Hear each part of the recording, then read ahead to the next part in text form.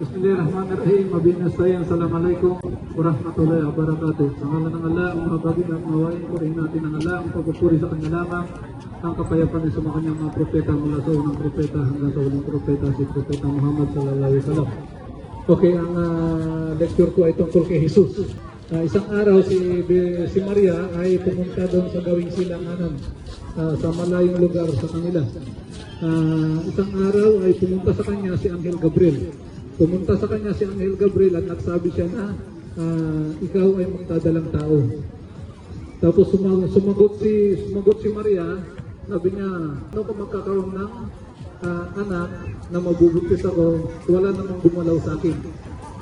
So yun, sabi niya, inutusan ako ng Allah para magsabi sa iyo na ikaw ay mabubuntis. Pangalang Jesus. So yun, sa mga katwid, nanganak na siya doon sa lugar na yun. Pinanganak siya, wala siyang pagkain, inugan niya yung datilis, yung dates, yun ang nagsilbing pagkain nila. Tapos tinulungan siya ng Allah na magkaroon ng tubig sa paanan. So tubig at saka datilis lang yung kinabuhay nila doon. Hanggang sa lumaking bata, nasa duyan.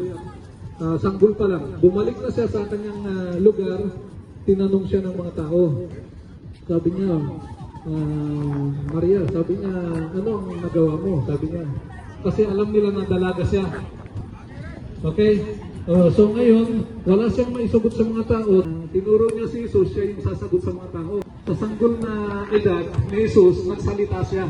Ito totoo yun sa banal na Quran. Sa sanggol, ito yung isang milyagro na nangyari kay Jesus. Maliit pa lang siya ay nagsalita na siya. So tinuro siya ng nanay niya, sabi niya, sumagot si Jesus sa mga tao. Sabi niya, ako, totohanan na ako ay ginawa ng Allah na propeta. Pinagkalooban niya ako ng kasulatan. Ang araw ni Jesus, ginawa ako isa sa mga propeta, sabi niya gano'n. Inna Allah rabbi wa rabbukum fa'buduhu hada siratun mustaqim. At totohanan na ang Panginoon mo at ang Panginoon ko ay ang Allah. Kaya sambahin siya ng matingtiman at ng tuwid na landas. So yun yung aral ni Jesus.